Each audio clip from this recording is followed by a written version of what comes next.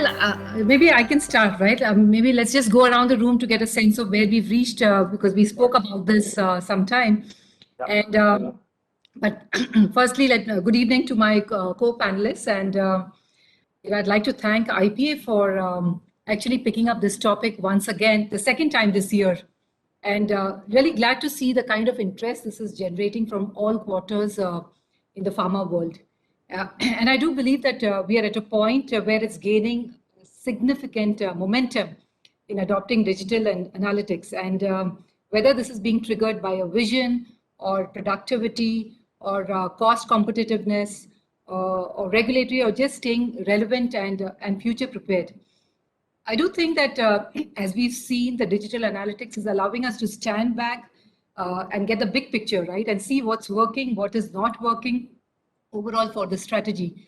And it's important, and the importance of, I would say, digital analytics is that it allows us to take data-driven approach to all our operations and definitely produce much better results. So I think that what I'd like to say is that at Cipla, we've been at a journey to adopt digital and analytics to embed a new way of working in operations for the last several years. And last time I did share about a bold aspiration to create plants of the future within Cipla, which will have interconnected and automated operations that can deliver a new horizon of performance in manufacturing and supply chain. And it'll also enable data-driven decision-making and enhance performance through rapid deployment of Industry 4.0 use cases. So while we've been on this journey ourselves for over 5 years, over the last year, we've been able to significantly accelerate this journey to unlock our performance because of all the investments that that we had done in the foundations, and we've started to leverage data and analytics to make our core operations more robust. Like for example, we've shifted to paperless operations in some of our select sites. And in these select sites, we've seen that the manual entries have been reduced to 70 to 80% by elimination of paper-based processes, whether it's in e-logs or eBMR. And then there has been this enhancement of end-to-end performance on our top products, where we found a 2x improvement in our process capability. And we saw improvement in our machine efficiencies in prioritized areas. So it's reduced cycle time. It's eliminated machine downtimes for critical process equipment. We've also started working to enhance our ESG and environment sustainability aspiration of achieving net zero by using digital analytics and automation interventions. And this is by having an end-to-end visibility on energy consumption and carbon footprint through deployment of utility management systems and optimization of consumption of critical equipment through targeted advanced analytic engines. So we're now beginning to really reimagine our operating model on the shop floor towards achieving touchless operations in pharma manufacturing. And we've started to reduce operator dependence by upgrading our manufacturing technology towards greater automation adoption across our manufacturing network. And lastly, we made a significant progress on what I call is one of the biggest enablers for this journey is to build a digitally native operations organization with inducting new roles such as data scientists, data engineers, and tech experts as a part of our people and workforce fabric. Great. I think I still remember the wonderful presentation that you gave last time. It was very nice slides that you created on how the digital journey within Cipla was there. So great. So I will talk a little later. So Prashant, why don't you share your views on how the journey had been from Jan till date?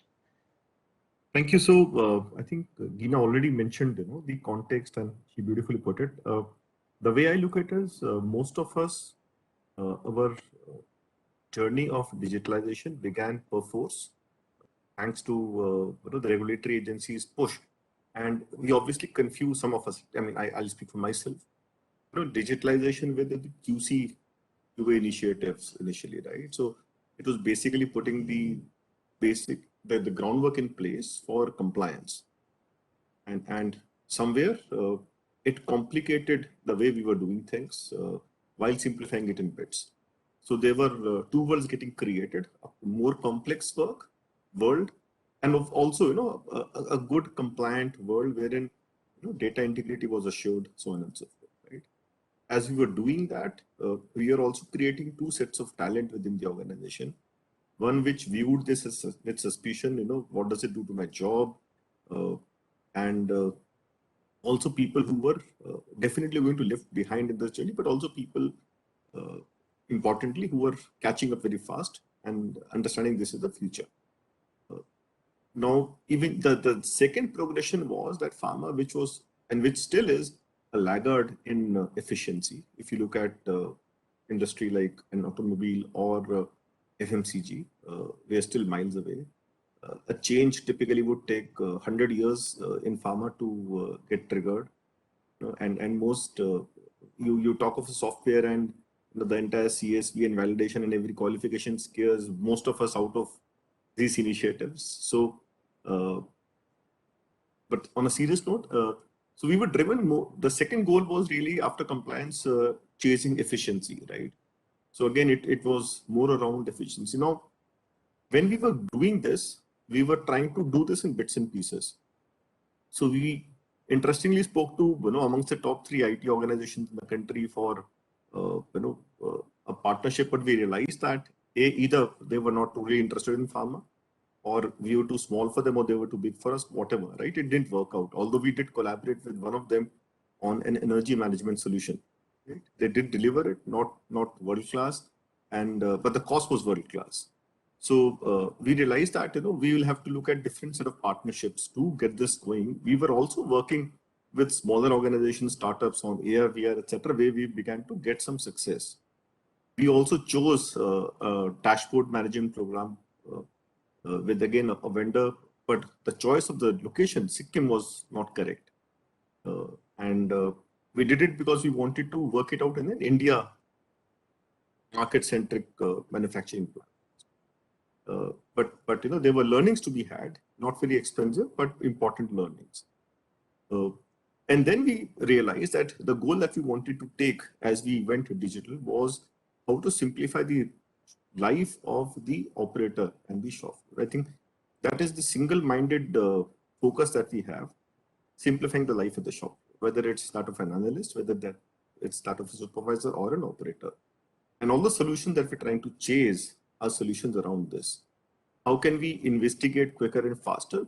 Because most of the work is being done below, and then we have 1,000 layers of reviewers trying to add value to what could have been better if the operators and analysts were better enabled with digital solutions. Similarly, dashboards are more around the operators and the top floor managers and the corporate. There's a certain echo. I think Vamshi, your speaker is on. Please. Yeah. This looks like one of those marriage functions. Can you hear me? We can hear you, Vamshi, yes. Okay. Vamshi, we can hear you and we can hear us back as well. So it's 1 + 1 free. So. Okay, am I still audible now? You are audible. Yes, thank you. Perfect. Hey, sorry, Prashant, why don't you complete? It's been fairly eventful, but why don't you complete? So this is almost how our first phase of digitalization looked like. Vamshi demonstrated that very well. And then eventually, we realized that like we said, the purpose was to really improve the life of the shop floor. And our first learning was that when the dashboards, for example, we were putting them in the URS, I think I've shared this once, they were largely centered around me and my direct reports. And we realized that operators would start fearing, what does it mean? Is the organization trying to monitor every move that we do, every mistake that we make, etc.? So the cultural aspect had to be dealt with first. And operators had to be given confidence that, listen, this is not a snooping tool.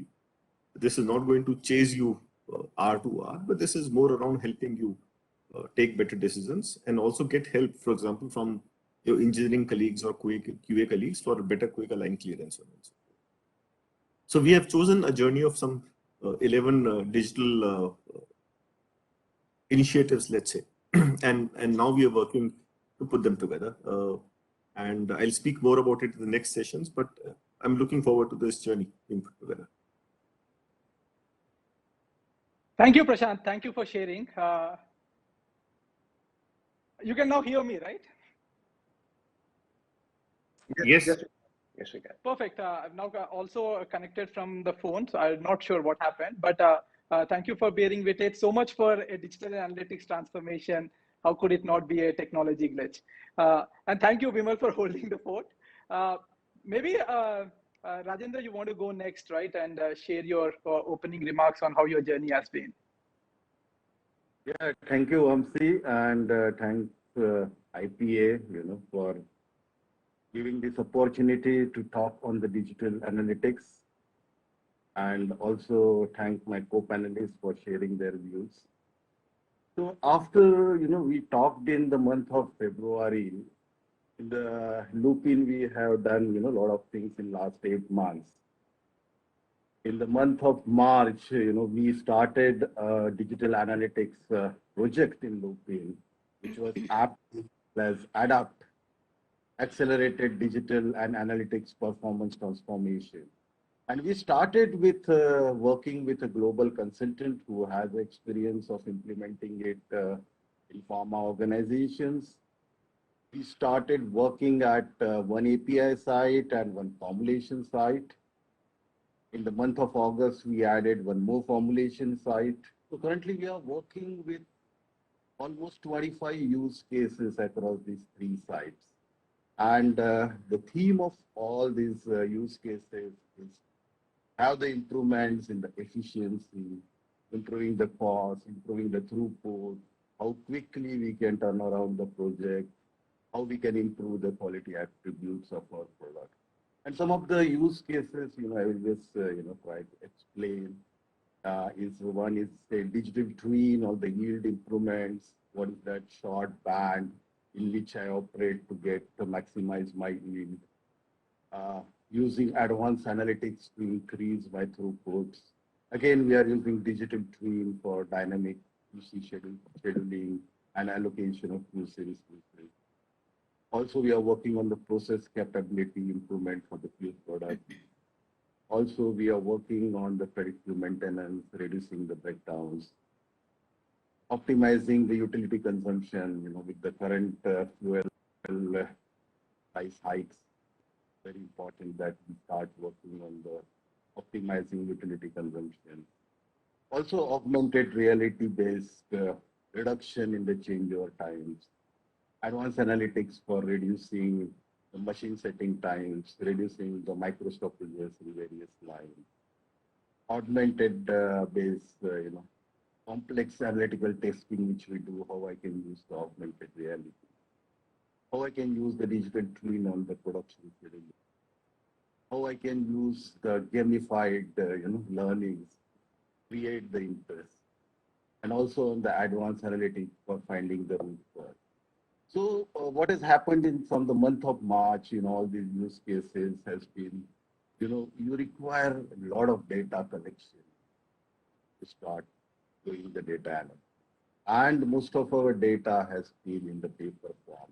So converting them into a digital has been a marathon exercise for the couple of years. And then, looking for all these hardware changes in terms of PLC upgradation, some of the SCADA changes, a lot of sensors, new centers, then the IoT platforms we had put up. So all this is, I'm very happy that all the procurement part is now over. Some of the deliveries are happening. And then basically all the installation and then finally the data collection analytics will happen. And we are looking at somewhere, February for the first wave of, all these use cases to get completed and, monitoring the benefits from them will be another next phase. That's the journey we are going through. And then what is important in all this journey is that the hardware, capex is already done. How do we have different waves of, use cases to, get the maximum benefit from this. That's what we have done in last 7-8 months. Thank you. Thank you, Rajendra, for sharing this, the details of some of the use cases you have been deploying. Very inspiring. Vimal, over to you next. Yeah, thank you. And thank you again, IPN. Good to meet the panel again. So I think most of things are covered, because when we talk about where the industry we are in, I will not repeat the various initiatives, but from Sun perspective, there are two things that we focus on. One is the optimization of the digital landscape that we have, and second is transformation of what we have to, aspire to go to. So last 7-8 months, our focus more had been on optimization, wherein we're trying to look at building the layer on the MDM, because that's the biggest connecting channel between various systems. As Prashantji shared, and also Geena touched upon, on how do we bring in the paperless, because the power of getting the leaf level data into the system empowers us to really look at what and how we have to improve. Because if you look at any digital strategy that we have, so one is how it can help us get into the digital revenue stream, where it has been used to give a different business model for revenue generation, which we call the transformation kind of projects. Or even how do we go do the connect with the customer or the customer experience? Again, this is more of a transformation. But when we talk about the optimization, when we talk about operational efficiencies, when we talk about asset utilization, so when we talk about risk containment, all these things are very, very crucial for us. And within Sun Global, we've been working on various projects on both the sides. And we have chosen few of the, I'll say, golden plants where we are implementing these so that we can see results and replicate them. And we have seen significant release, both in terms of capacity release, both in terms of how we have reduced the vulnerability on data issues, because everything is getting online with a lot of controls in place. May that be the complete batch control, may that be the digital logbooks or the EVMRs, or data acquisition from various instruments and machines. So things have been pretty exciting, and yeah, we are on the job on getting into the next level, which will set our base for the prescriptive and predictive. But I think little time to reach there. Got it. Thank you, Vimal, and thank you everyone for sharing your overall journey. The first theme I wanted to explore with this group was, what are some of the challenges as you went through in your digital analytics journey, the challenges you face, but more importantly, I think focusing on some of the solutions you've applied to overcome these challenges. That's the first theme I wanted to explore. But before that, right, as a bit of a context, as we speak to some of the industry veterans, they question the pace at which the change is happening, right? Be it, is there a real burning platform in pharma? So because as we look at it, of course, there is a lot of effort that's happening, right? On the digital analytics front, there are a lot of pharma companies embarking on it. But if you look at some of the milestones, right? For example, as of today, World Economic Forum has approved close to 90 manufacturing lighthouses, out of which only 4 are from pharma sector. So in that context, my first question I wanted to direct to both you, Rajendra, and Prashant, as to what are, in this journey, what are some of the challenges you have seen through, right, in your digital analytics journey in operation? And more importantly, what are some of the solutions you've applied to overcome these challenges? Over to you, Rajendra. Yeah, I think I will talk about our ADOP project when we started in the month of March. And unfortunately, the major challenge we faced was the COVID wave 2, which has hit us, India, as well as our manufacturing sites.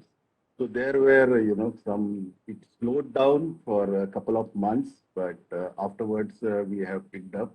So that was one of the first challenge which we have to face. And the second challenge, today what we are facing and the world is facing is on the silicon and the chips issues. there is a supply chain issue on the electronics part, and the lead times have increased, the cost have increased. So the solution for that has to be there in terms of budgeting the schedule as well as the project costs.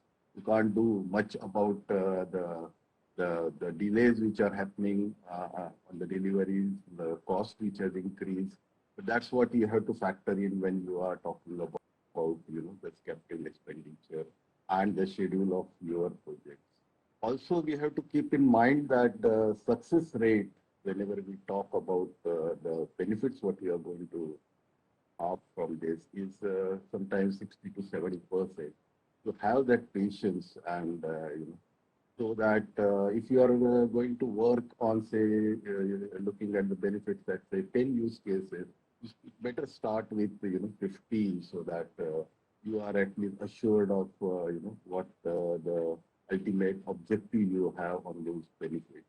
Another major change, another challenge which we are facing and everyone faces whenever such type of programs are there, especially digital, the fear factor is there. There is a change management issue. There is a resistance to change. The people will always say easy with their own activities. There will be regulatory and compliance issue. This digital is not going to help me in my function. It may be helpful to you. So how do you take care of these attitude changes? So that's where what is important is to have a great communications. You are supposed to have the rewards and recognition. There should be aspiration in the people that I want to work on this project. My function should be benefiting from this. There has to be a celebration of the quick wins. I feel like in our company, Lupin, we are doing the weekly spearcom on this, and the top management is sitting on that. We should have a dedicated structure to take care of this issues of the change management. The people who are dedicated to work on this project, we have to see that their day-to-day workload is reduced so that they can concentrate on this project, because you require that dedicated effort for this. And so these are the main challenges and the solution themes what I felt we have done in Lupin. Got it.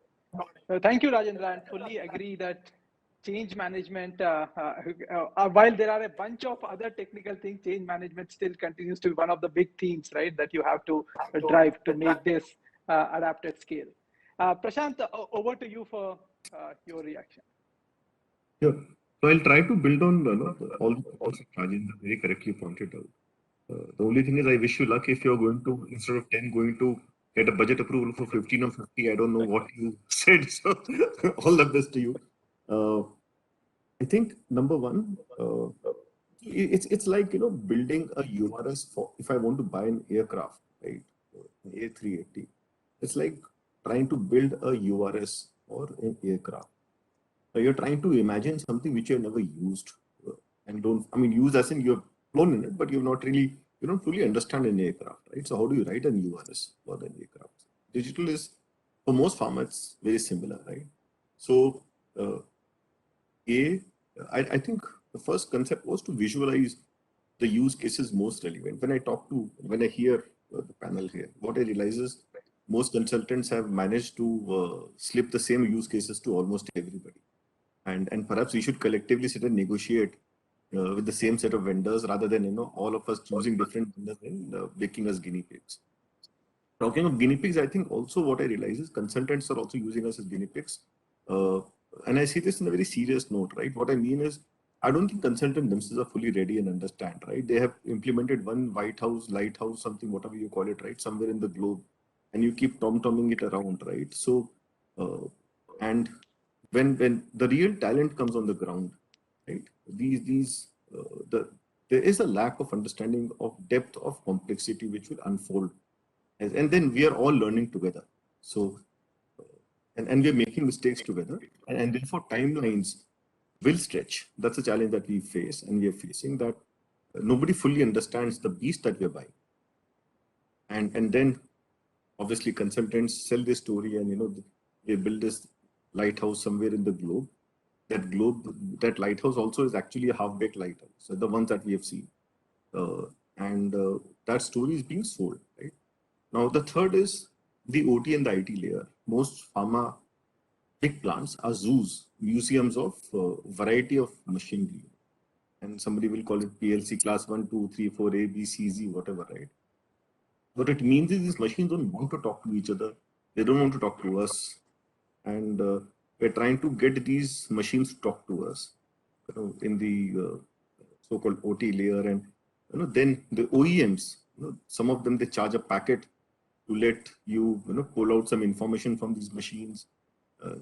And some of these OEMs don't no longer support these models. So this is a complexity, which is a very real world complexity. You struggle with it, and then you take calls. Okay, which machine will I pull out what data from, etc., etc., etc. And that it actually becomes very expensive. For sometimes, I mean, the quotes that we've received for these machines to talk to, some port somewhere. I mean, you might as well buy a new machine. So that's a challenge that we're facing. The plant's readiness in terms of communication backbones, whether it's a Wi-Fi availability throughout, and for us, drilling a hole in a process room means taking a shutdown and getting line clearance. So that obviously adds on to the tactical complication. So these are things that you have to do once, but these are complicated ones, and so most, I don't know how many plants truly are ready for the basic communication rights. I'm talking of the old plants. The new plants mostly are ready. They have foreseen that in the design itself. But all of us have generations of plants. We have generation 1 and generation 10th plant, both. I mean, all, right? It's the entire spectrum. So these are the things. So other is talent. I mean, we had somebody join us in digital team, and the person, I believe, was overwhelmed with the complexity that he had to face. I mean, he scooted in 3 months or 4 months, right? Because I believe it takes a very mature head to understand the complexity that a pharma organization poses. They're not a very simple setup, right? There's an equipment complexity, a variety of equipments, right? You have to deal with multiple vendors. The talent is not fully ready. The shop floor people are still learning how to navigate digitally, how to use tough books, or right. So those are things which, and people will make mistakes, on and so forth, right?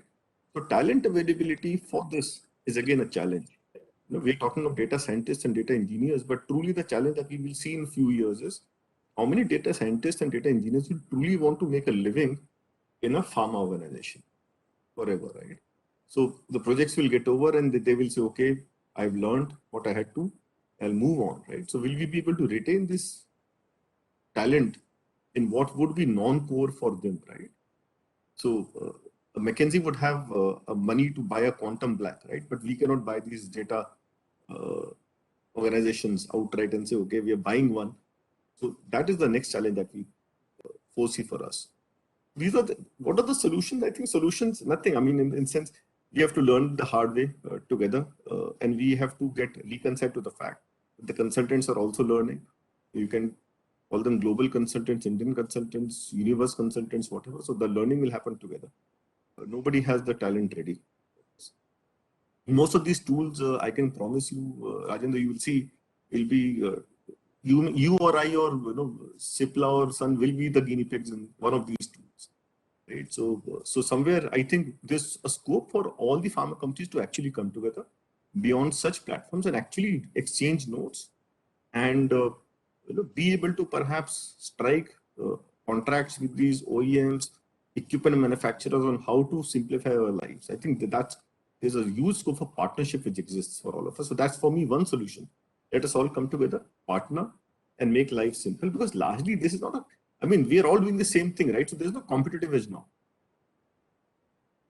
So yeah, I agree. I can share my solution, my digital initiatives with you, Rajan, basically a copy paste of what you shared.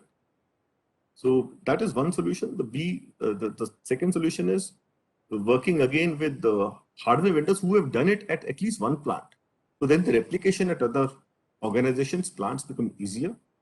And that's going to be a big, I think, roadmap for all of us to get the equipment ready to talk to the OT. So these are the top of my mind things, and rest everything obviously is change management. It's common for all of us. No, very rightly said, Prashant, right? I would say, and thank you for sharing some of the practitioner inputs, right, and on the ground challenges. So thank you. You touched upon talent, right? And in fact, that was incidentally the second theme I wanted to explore. Talent management has always been an important theme, right? Wherever we do, it has become even more important in the COVID times. It's one of the critical enablers, right? As you go on a digital analytics transformation, and one of the fundamental things you need to get right to make any of the digital transformation successful. In that context, I wanted to address my next question to Vimal and Geena, right? As you've given the importance of the talent management for digital transformations, how are you thinking about your overall talent strategy in your respective organizations, be it recruiting new roles, how do you plan for retention, capability building of existing roles? Over to you, Geena. Okay, Vamsi, actually, I quite agree with the, some of the things that Prashant brought out on talent and whether this talent is available, right? And the matter of fact is that it may not be available, and that's why it is about. I think it's a very critical area where we need to be developing these digitally native, a digitally native organization. And I've seen, as Prashant is saying, that many organizations are struggling with it, right? So there are really two aspects that have to be addressed in terms of talent management to truly embrace a digital and analytics enabled way of working. The first is, of course, onboarding new capabilities to handle and analyze this big data. Because traditionally in pharma, this is not part of a core DNA, right? And so today when we talk about data scientists, right, who will actually perform the advanced statistical analysis and computing to identify trends and insights of what we were historically unable to do.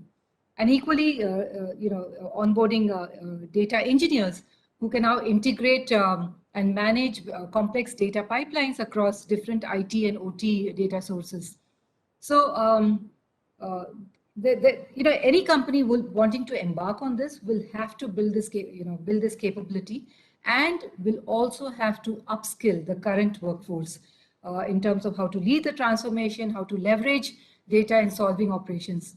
So at Cipla, what we did was we actually embarked on both, right? We made a significant progress in this area. And I will tell you that onboarding new skills and capabilities has not been easy, right? And even for our organization, because traditionally they're geared to recruit a very different breed of individuals with very different experience and career trajectories, right? And internal systems have very little experience in even hiring this kind of a pool. So, and particularly as we see that globally there's such a rise in digital and analytics adoption, that this talent pool is in high demand across industries as well. So over the last year, what we did was we set up a dedicated DNA center of excellence, right? And we comprised of about hired about 10 data scientists and engineers that were focused on driving this transformation. And even when you look at this, even after you have recruited them, I think the second big challenge is retention of the center of excellence. And because while we all talk about recruitment of this new talent, it is equally important that we focus and keep this talent very energized and motivated over a period of time, ensuring exciting work for them. Right? It's very critical that they're continuously excited, they're intellectually challenged, because this is a very different young population, and have an energizing culture around it, right? Because this talent does not recognize the traditional functional silos, and they just can't thrive in a hierarchical team, right? So it's very important that for operations to ensure that these teams are working, are empowered, and they're working in very diverse and inclusive teams. So I would say that, if anyone's thinking about onboarding similar talent in your respective organizations, it's very important that you design, align, and communicate a very, very clear value proposition. Source and interview at least 3x or 10x of what you need, right? Because the drop rate is really high, even as you're beginning to source. And leverage, strong technical assessment and interviewing expertise, because again, historically for us to evaluate the proficiencies of these candidates is very limited because there's not so much experience. So I would say consider onboarding external partners to help you even in the interviews, and of course, demonstrate leadership commitment, because senior management should engage with promising candidates, to reinforce this value proposition. So that's how we've been trying, but I completely agree with the comments that Prashant made, that it is not easy to get and hire and retain them. But this is something that senior management has to keep working on it. Thank you, Geena. And I very pertinent, right? And I fully agree with the dual lens you talked about, right? Be it both are equally important, recruiting new talent as well as upskilling the existing talent. So fully aligned on that. Vimal, over to you. Yeah, I think Geena mostly covered. And as Prashantji said, we all said in the same boat. So whatever challenges one person has, we all have. But look, digital journeys cannot be taken forward without the right skill set and talent. Right? That is not that it is only the IT people who are responsible for this. Because when we talk about the journeys, digital analytics journeys, functions play a very, very vital role. And we are not equipping ourselves, but we are actually bringing their competency and skills level much, much higher. So what we normally do, or what we're trying to improvise ourselves as we go day by day, one is building these training capsules for the people for different roles, how they can get into these training life cycles within the contents that we keep building, both on technology front and how the two in a box concept works for the digital and function perspective. How they can really look at a role enhancement within the organization by adopting these things. Right? So it is not necessary that if I've hired these, look, we are not an IT company. So unless we have a critical mass, we'll not be able to retain them anyways, no matter what we do. But it is important that if we are able to build a career roadmap for them, if you are able to show them that how they can build their role enhancement as they move forward in a very, very transparent way, what Geena said. You have to be very transparent. And we have to keep bringing new challenges, because if I'm a hardcore techie, I need technical challenges along with whatever perks I need, right? So if these technical challenges are visible, they are well monitored, and they are well mentored, not everybody will stay, but most of them will stay.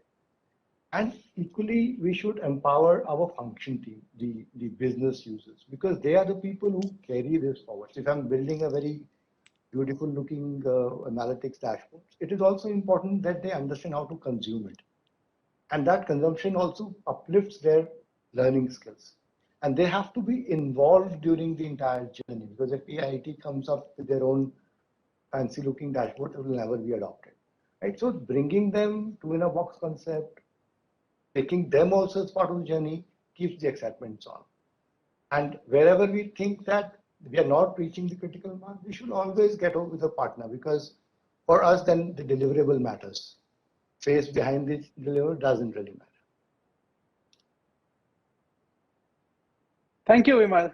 And thank you for sharing some of the ideas, right, on nuances on how to think about retention, because that's, as all of you said, right, is one of the core challenges.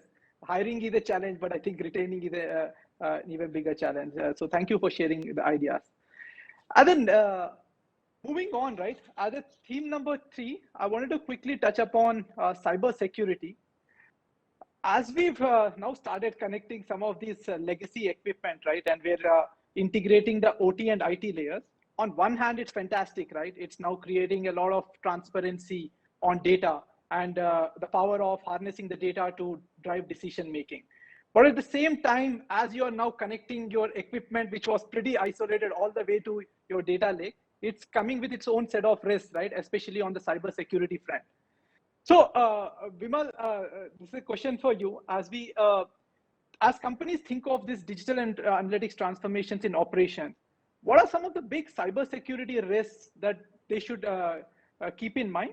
And also, how should they go about securing this, right? So that they are able to address this issue. Look, we all are social animals, right? And the biggest risk to us is social engineering. More than 1/3 of the vulnerable, whatever things come to us, comes through the social engineering kind of threats. Now, what is this? This is nothing but the attackers understanding our behavior and trying to take the psychological thoughts of ours and penetrate into our systems. May that be a mobile phone on social network that we work, our office equipment, anything like that.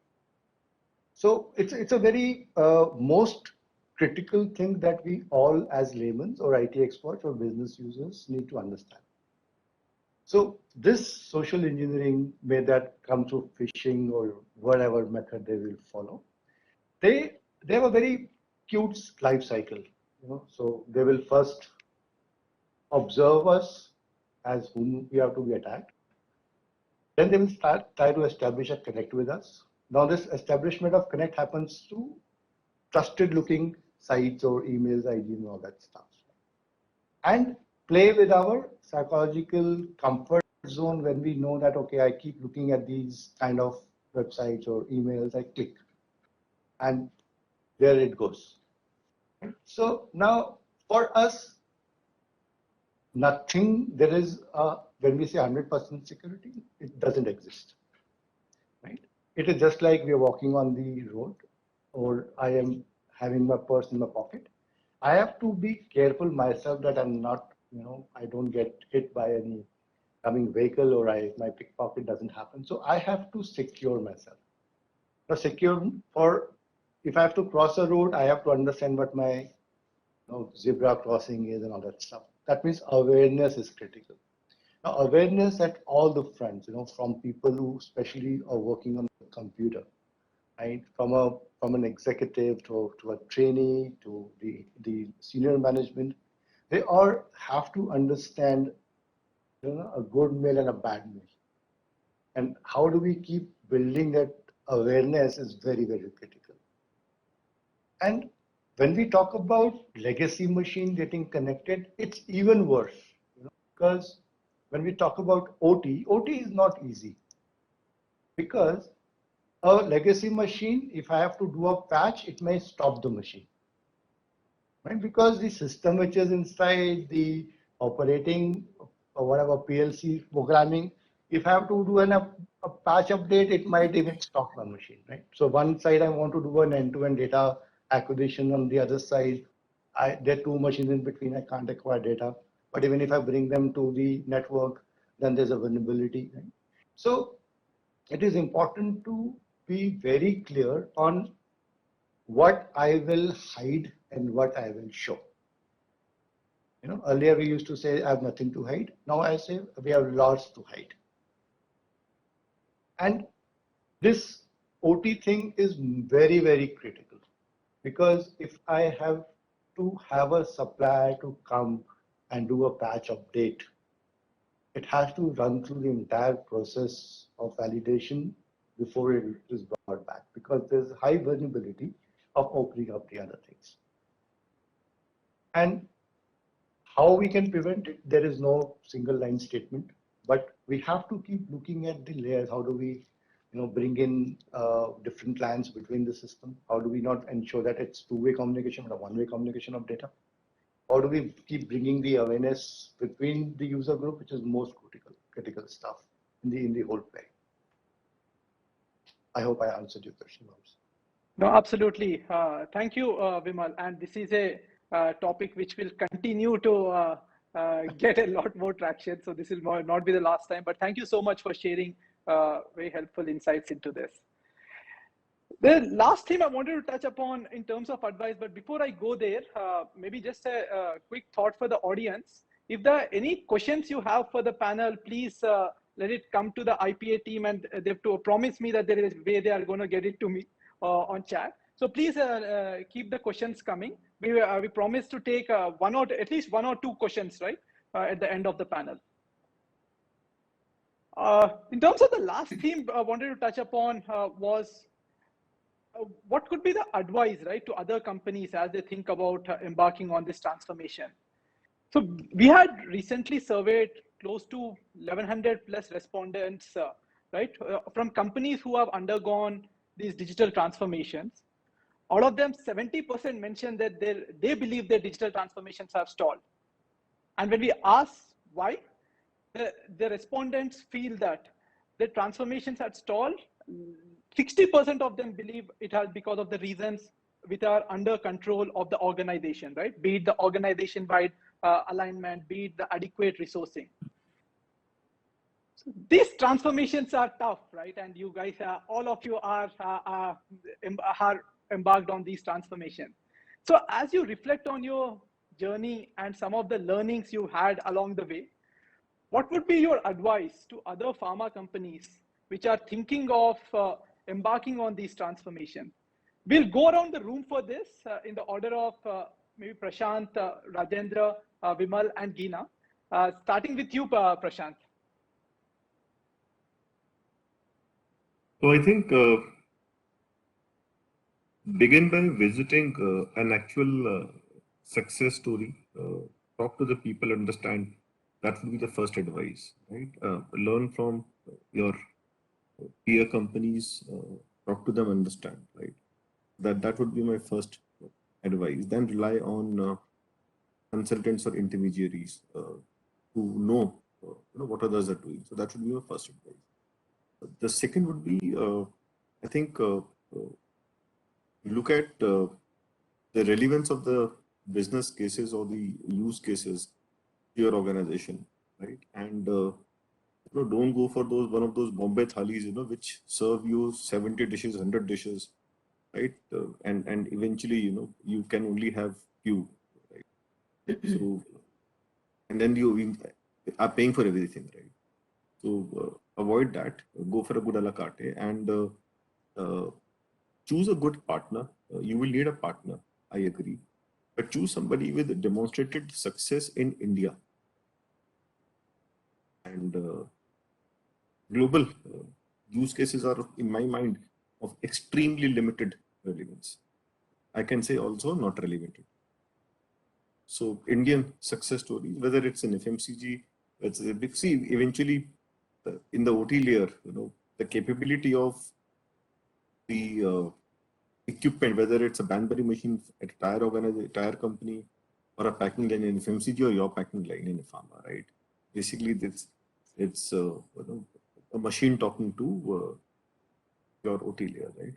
So that experience or experiential learning is common. So it's important to have a partner who has done that in the Indian context, wherein the capex cycles or the product equipment life cycle management is very different than that abroad. So that is another learning. So, and also I think enough has been said. Talent, keep an eye on the talent. Be ready to lose talent. We'll be all poaching each other's talent very soon over the next couple of years. So I think so yes, have buffers in place because very few people, but also I think we'll have to go outside the pharma industry to pick up talent. That is something which I would again want us to suggest, that go out to the pharma industry. There are good data scientists available outside the pharma domain. Their skill sets are there. And Geena raised a very important point. I think I just want to amplify the point that she made, is that interviewing skills, you may not even know what question to ask these young nerds and geeks, right? So, but we will obviously have to look smart in the interview. So that's the challenge. So figure out how, outsource the interviewing if needed, and get the right talent. Thank you, Prashant. Rajendra, over to you. Yeah, I think that today the environment, what we are, pharma generic, the prices are dropping like anything. The raw material prices, the fuel prices are increasing. The margins are getting shrunk. There is tremendous pressure, to work on the efficiency on the manufacturing side. And that's why we see that, majority of the avenues what we have for improvement are, we have already, exhausted those avenues. So what we are now anyway looking at is the digital and analytics, how it can help us to improve our efficiency. So my definite advice, to industries is that we should really take it up, but, take it with a pinch of salt. Start only at one site. Try to restrict the number of areas, number of equipments which you want to upgrade. Try to concentrate your use cases, business cases on that part of the facility. And then, so basically, instead of running it very, very thin, try to go depth in those areas. And what is also important is that by the top management time as well as the cost commitment before starting and have patience for the results and success. You will ultimately get the results. You will ultimately milk all the capex which you have, but it will take some time. Thanks. Thank you, Rajendra. Thank you for sharing. Vimal, over to you next. Yeah. Look, my advice would be that don't run after transformation unless you have reached optimization. Why 70% companies, what you were sharing, their digital journey has put on hold or stalled? Maybe because it didn't have a direction on what is the objective of that initiative. It's very important for us to understand whatever digital initiative we are taking, what are we trying to achieve out of it? Is it bringing my top line? Is it adding to my bottom line? Is it adding to my strengthening on the compliances, or is it actually putting my risk mitigation in place? If there is any fifth quadrant, I will think twice on investment. But if it is adding to these four corners, it is important that we draw out what is the business benefit it's going to be generating. What is the TCO for next 5 years? Why I put this project? We should not be into a race of this. It is not required. But it is very critical that, there's a lot of things where things work for me might not work for you, right? So most of the time we get excited about, look, these guys did this and this guy did that. Like what Prashant was saying, White House or Lighthouse, whatever that was. So it is important for us to understand what works for me. What do I need? Am I ready? Are my prerequisites in place? If I want to get into a digital journey, is my basic foundation or basic fundamental data connects, is it available? Is my user base skilled to even adopt it? Because if I just try to touch the end objective without looking at the prerequisites and the competencies, I will fail. And if I have not really done the business benefit analysis, I may have a bigger picture. I have to draw out milestone, right? The bigger picture is what I want to be next 5 years, what are my aspirations. But 1 year plan or 2 year plan or 6 weeks plan or 8 weeks plan ultimately has to drive on what I want to achieve and how is it bringing the business benefits. If we can really work on this aspect, I think our adoption will become much, much swift and sustainable. Start with business outcomes and then work backwards. Fully agree, Vimal, right? Thank you for sharing your insights. Geena, over to you next. So I think very similar comments like Prashant, Vimal, and Rajendra have made, right? And I think that if I were to pick up some of the critical ones that really stand out for me, for people who would like, organizations that would like to walk this path, the first is it starts with your vision, right? So as you think about such efforts, irrespective of whether you're a small organization or large organization, if you restrict yourself to only making incremental changes, then the current ways of thinking and working in operations will never truly transform. And the second is that actually, when we talk about digital and analytics, I mean, that's exactly the purpose of you digitize all of it, you do the analytics on it, it will help you optimize and your processes, right? And I do believe that data availability is not an unsurmountable issue. There is enough data in the existing systems that we are actually not utilizing to the fullest. Like if you take the simplest of the batch records, for example, or the BMRs, if they are digitized and analyzed with advanced algorithms, it doesn't take too long. It'll take a couple of weeks or a quarter perhaps to make very sharp recommendations on your product robustness. The third I would say is that do not invest for the sake of technology, right? Because this investment is definitely not inexpensive. So and as Vimal said, you have to have a very strong value-backed view with such a kind of an investment. And the last I would say is failing is not a bad thing, right? It's actually a learning step. But you have to ensure that you fail fast. And so agile learning and failing cycles are core to this digital transformation. And this will ensure that the digital and analytics adoption is both user-friendly and fit for purpose. So I'd actually like to end by saying that, all of us on this panel here, right? And I'd like to thank my panelists as well. Several of us are actually trying to lead this change of digital and analytics and automation adoption for the pharma industry. And where I see is that we are at a tipping point in our evolution as an industry. And this is something that can truly unlock the next S-curve of performance for Indian pharma. So I strongly believe that this will become an imperative for pharma operations, right? And I do hope that, the audience that's listening to the pros and cons that we've discussed over the last hour, you do get inspired from what we've shared today and consider embarking on similar journeys, irrespective of the context, because this journey is really, very exciting, very energizing. And at the end of the day, it surprises you with the amount of analytics that comes through and the opportunities that are there. Super. Thank you so much, Geena. And I really like all the four, I think, points you made, right, in terms of learnings and advisors. I understand from IPA team, there are no questions from the audience. So before we wrap up, really like to thank all the panelists. It was incredible to hear from you, all your inspiring stories, the ups and downs, the learnings. Hope the audience found it very helpful and have something very tangible to take away, right, in terms of as they think about their own journeys. Thank you once again, everyone.